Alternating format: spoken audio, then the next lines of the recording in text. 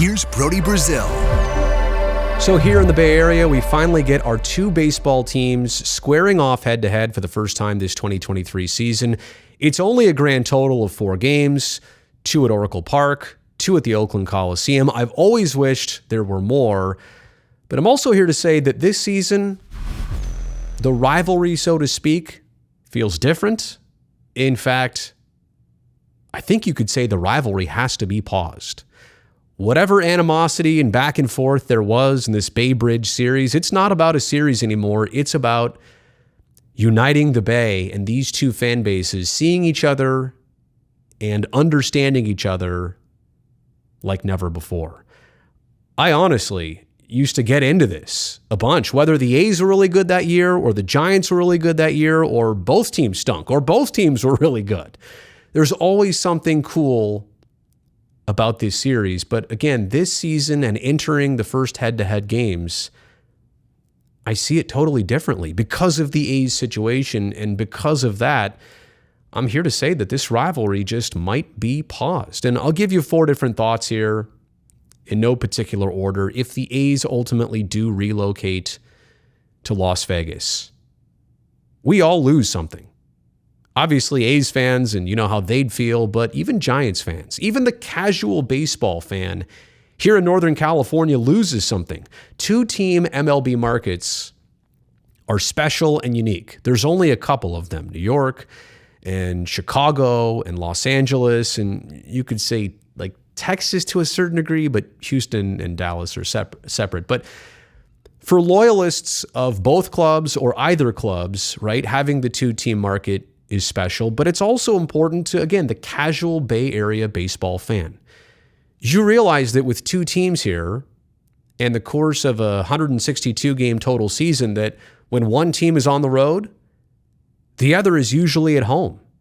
You can see a baseball game almost every single day or night here in the Bay Area from the beginning of April to the beginning of October or beyond. And that's just availability. How about 2 teams to pull for? Again, one team's really good when the other is bad. It always makes it interesting. There's always something on the plate for you here when there's 2 major league teams. And there's also a rivalry to be had. More on that in just a second. Some people don't even think this is a real rivalry because Giants fans see the Dodgers and say, well, the A's aren't our rivals, the Dodgers are. And I don't disagree with you on that, but I've got a little bit of a clarification coming your way in just a second.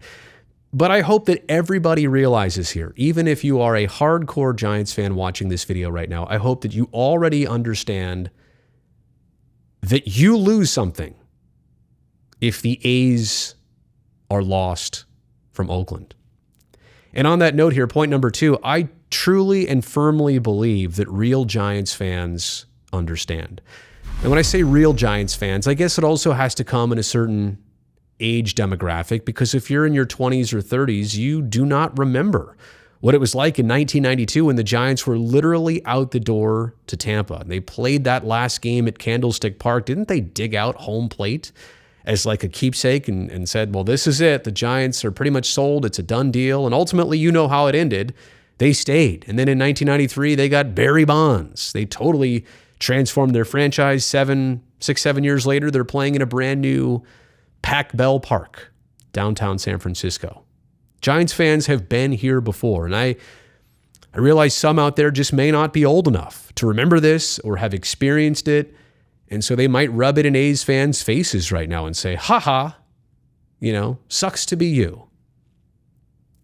But I know that real Giants fans, ones that either understand the history or lived through it, they understand what it was like to be in this situation and how they'll never forget it. And I think there's both sympathy and empathy alive from Giants fans to A's fans. And quite honestly, that's kind of what this 2023 Bay Bridge series to me is all about. And how about those who said that there really wasn't ever a rivalry between the A's and Giants? Oh, and the 89 World Series was a one-off and that was so many years ago and it doesn't matter anymore. I'm not here to agree with that, but I'll also admit to you, of course, the Giants and A's never really decided each other's seasons, like the division standings. They don't play enough head-to-head games against each other, and they're not even in the same league.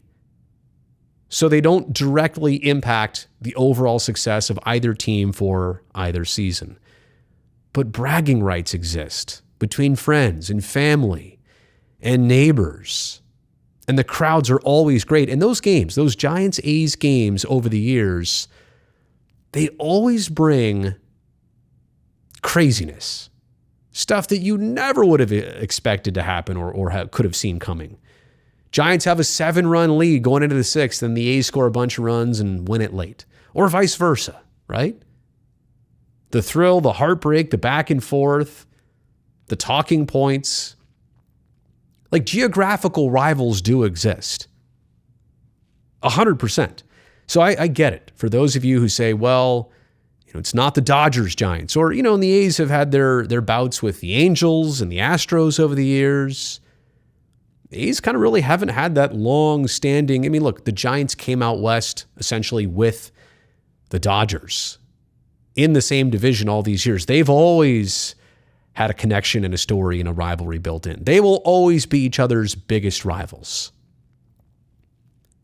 But to deny that the A's and Giants have had a rivalry is also not it. It's a geographical rivalry. It's different, but still significant.